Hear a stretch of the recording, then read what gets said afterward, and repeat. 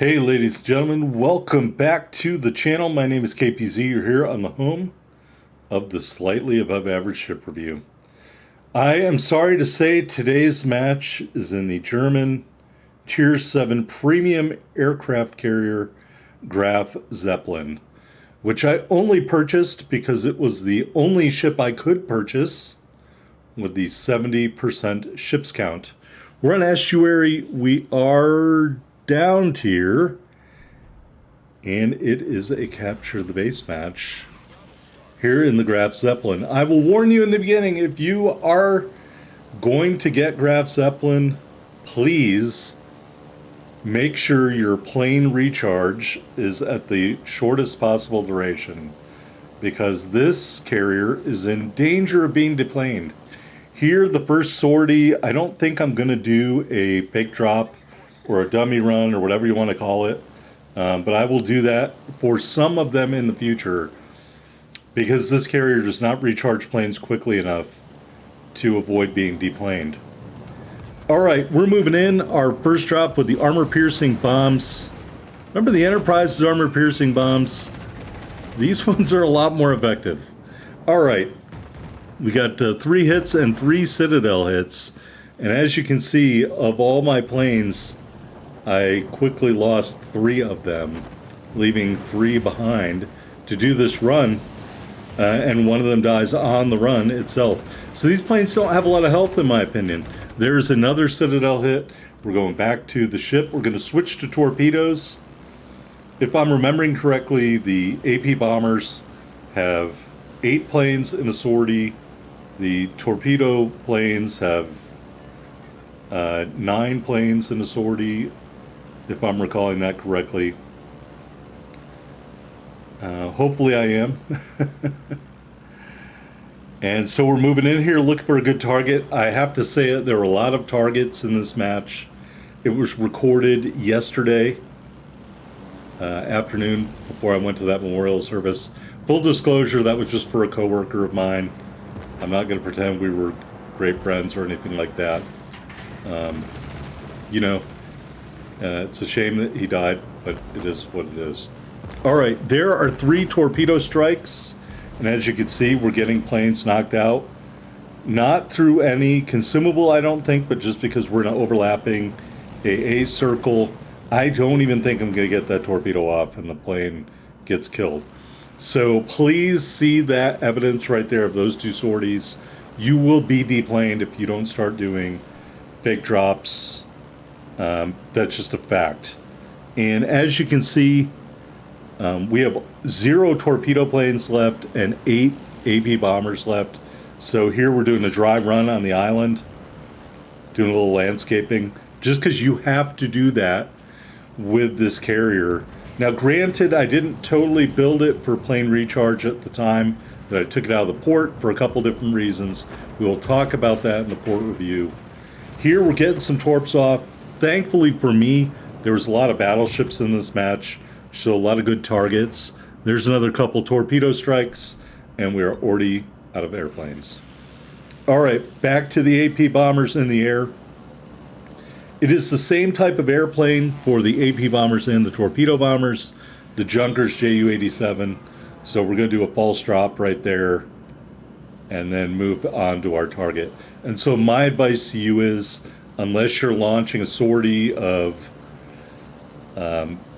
less than 2 full drops on an opponent, do a fake drop like that to help preserve your airplanes and to get them back to the carrier quicker.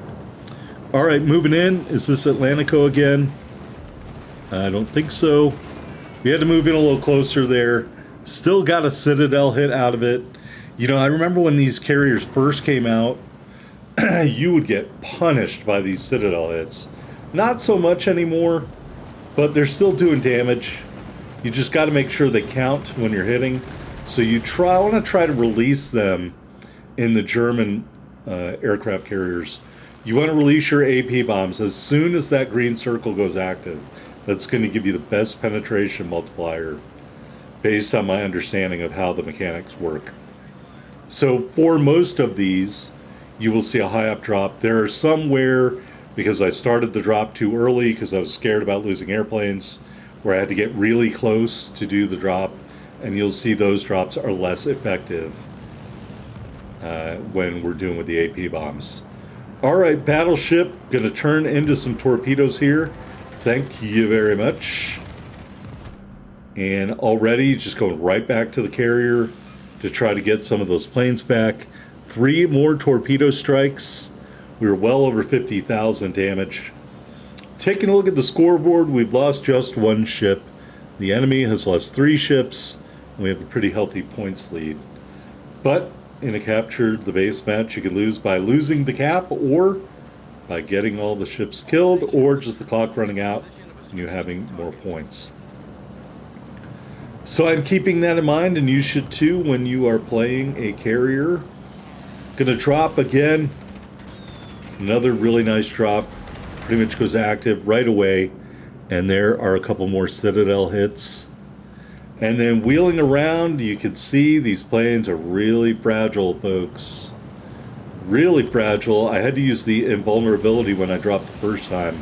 Second time, I'm just going to get 1 plane's bombs off. Another couple of Citadel hits. Each plane drops 2 armor-piercing bombs. So keep that in mind. We've got 10 Citadel hits so far in the match. But we are almost at a state of deplanement. I was waiting here to maybe get a couple of more airplanes back, and then I was like, screw it. We need the damage more than I need a full flight of airplanes. So here I'm not going to do any false drops because I just have 4 airplanes. So we're going after the most wounded carrier battleship. This is my advice to you in a carrier in the late stages. Go after the most damaged ship that you can attack comfortably, and that, I believe, is Atlantico. So we're just trying to get a good angle, not a great angle, just a good angle here before we drop these torpedoes. Moving in, Atlantico doesn't have a ton of AA, so I'm willing to risk losing a plane or 2. And we're going to lose a plane or 2, because there goes 1 into the water right there. All right, anyway, we do get 1, 2, 3 torpedo strikes. We finish off the Atlantico for our first kill, just short of 90,000 damage. So in my opinion, your role as the carrier, as it gets into the later stages of the match, is to finish off wounded ships. That is so important for your team. Don't listen to anybody talk about kill pinching or anything about that.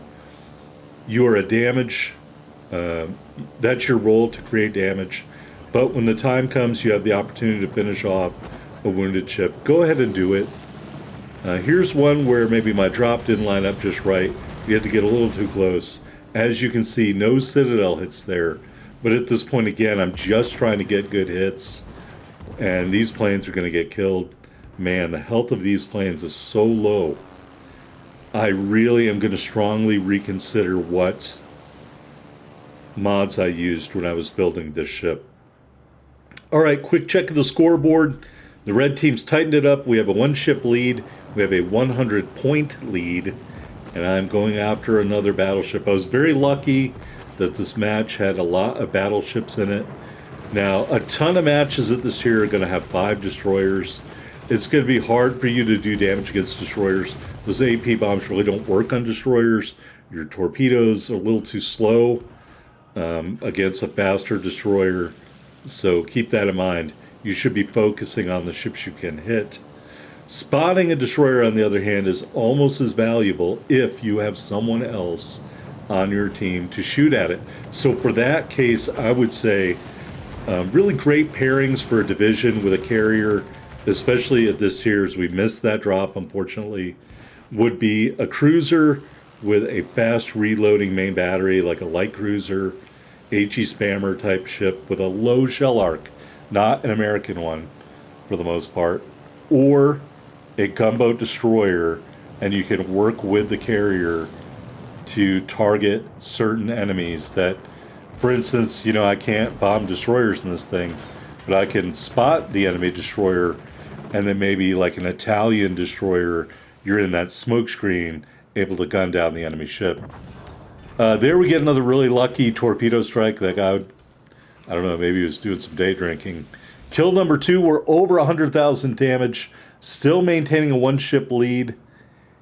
And I am going to start maneuvering my ship the other way.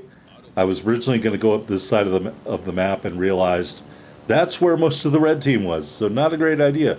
So instead, we're going to use the islands to shield our movement across the map. And then if we do need to get into the cap circle at some point, it will be easier for us to do that. As you can see, I'm staging right near the enemy cap. All right, enemy destroyer. He is in that smoke cloud. I elected not to launch a fighter plane, but I'm not saying I wouldn't there. I was trying to move in on the enemy battleship to get a strike off, and airplanes just got shot down. So as tempting as it is to build this carrier like I did, which is basically all into the secondaries in the first 2 mod slots, I strongly encourage you to reconsider that, and I am going to reconsider my Graf Zeppelin build for any future matches I play in the ship. Although that being said, this is the first match, so it was a German carrier. I'm like, build for secondaries. So in the future, I don't think I'm going to do that because the health of the airplanes here and the recharge rate is not great.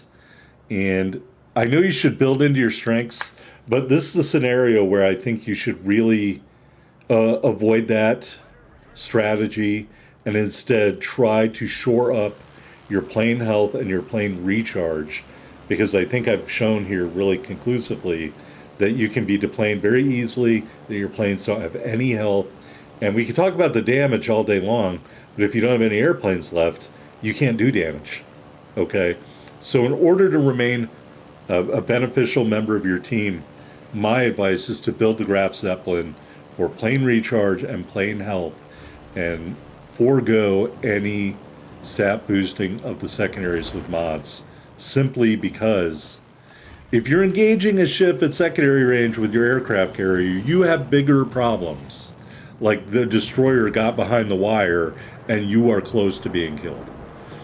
All right, torp run here on this battleship. And I think we're going to finish him off. No, we don't finish him off. We do get 2 good torp strikes. We are well over 100,000 damage at this point. 15 torpedo strikes, 10 citadels. I think that's a pretty good match in the Graf Zeppelin. Remember, this is a current meta match, so it's not like this is old footage. Now, that being said, the damage record of the Graf Zeppelin, 236,531, and an Asian server player just posted a 260k damage match, which, as you know, I'm quite skeptical of any damage record set on the Asian server, because it seems like there's 10% really, really good players, and then a whole bunch of players that don't know what the fuck they're doing over there. All right, by the way, AP bomb drop, kill number 3. While we're playing this match out, I will talk about the history of the Graf Zeppelin. Lead ship in a class of 2 carriers, the only aircraft carrier launched by Germany, blah, blah, blah. The carrier had a complement of 42 fighters and dive bombers. Construction began in December of 1936. Launched in 1938, 85% complete by the outbreak of World War II. Not completed, never operational during the war because of priorities like Adolf Hitler was really concerned about the occult and building Nazi bases on Antarctica and all sorts of other wacky shit. The Spear of Destiny, all that good stuff. Anyway, the ship was scuttled in March 1945 by her own crew. And the Soviet Union raised the ship in 46 and sunk it in a weapons test north of Poland 17 months later. The shipwreck was rediscovered by a Polish survey in 2006. So, no operational history for Graf Zeppelin. You know, it's kind of funny to me that we can talk about the advanced weaponry available for Germany. You know, V-2 rockets, the Horten bomber, which was essentially a stealth bomber in World War II, STG-44, the first quote-unquote assault rifle, detachable magazine combat weapons. So, as a forerunner of what we have today, that is, really a lot of innovative weapons, but the most important innovative weapon of World War II was aircraft carriers, and they didn't have one. which is just really funny to me that they spent time on all this future tech, but ignored the tech right in front of them that could have possibly led to a different outcome, or at least prolonged the war in some respect. Here, I'm just trying to keep this guy spotted. Clearly, my drop isn't anywhere near him. So anyway, that's the Graf Zeppelin. It was my Shipscount ship. I'm not trying to spam you guys with carrier play, but quite frankly, I couldn't get a good match in the Velos with the Torp build because there were so many destroyers in every match. I was playing like 5 destroyers every match, so that didn't really work out. Anyway, our team won. That's the important thing. Here we are on the victory screen. 111,814 total damage. As stated, 15 torpedo strikes, 10 Citadel hits, 3 big kills. Ended up with just short of 390,000 silver, 14,700 ship XP, 14,950 commander XP in the Graf Zeppelin. And really, without trying, I have a fully maxed commander, so please keep that in mind when we're discussing the performance of this ship. All right, we are number 3 on our team. 1836 base XP, 3 big kills. I'm not really disappointed with that. It would have been nicer to have more points, but again, we're in a capture the base match. So there wasn't really a lot of opportunity to reset the cap or anything like that. All right, let's go into the port and take a look at the ship. In terms of the upgrades, we went with secondary battery mod 2. And in future matches, I'm going to choose flight control mod 1. In spot 2, secondary battery mod 2. Now that might be a toss-up between that and air groups 2. I think I'll probably stick with the secondary battery mod. Slot 3, concealment system mod 1. I would not change that. And slot 4, the only thing I had available was AA guns mod 3. I definitely would choose air groups mod 3 instead. But again, I didn't have the money. Flight control mod I don't see as very valuable. AA guns mod, again, that's what I had to choose. You've got an unlimited damage control and an automatic 4 charges of the catapult fighter. As we know, questionable usage, questionable durability, questionable value. Duck a war flag, standard permanent camouflage as standard for a premium carrier. Take a look at the stats. 52,600 hit points, or pardon me, the specs. As stated, the Junkers Ju-87C for both your dive bombers and torpedo bombers. The dive bombers have 3,335 hit points, 2 planes per attack unit, 8 per squadron. They drop 2 bombs each. The max bomb damage is 4,200 AP damage. And the flight range is 31 kilometers, which is pretty nice. Aircraft restoration time, 37 seconds, you get 1 airplane back. The torpedo bombers version has just 2,450 hit points, 3 planes per attack unit, and 9 per squadron. They drop 1 torpedo each. Max damage 6,200.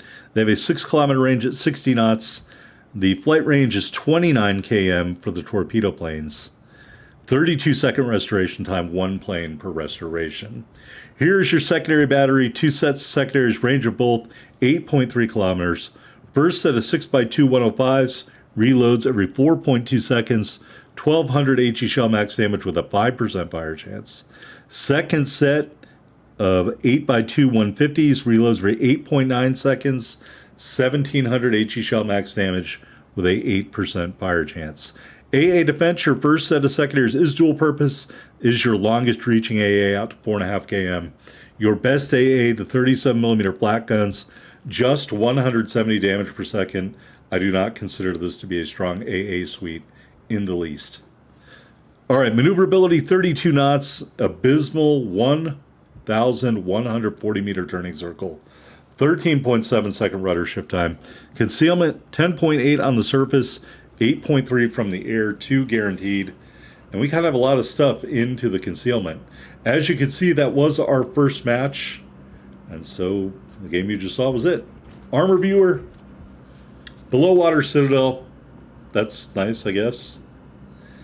Torpedo protection looks like it may provide some sort of spaced armor, which won't matter if you're getting shot at.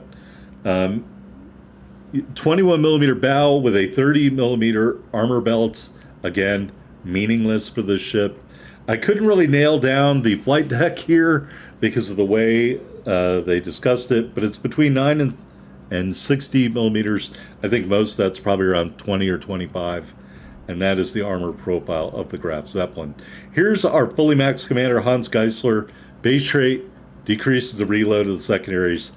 Von Hipper and Swirsky for secondaries and concealment. Row 1 swatting it flies. Maybe worth going for the ranged one. Row 2 dark silhouette. Row 3 out of sight. Really important for this one because your AP bombers are how you do work, and I would definitely always select that.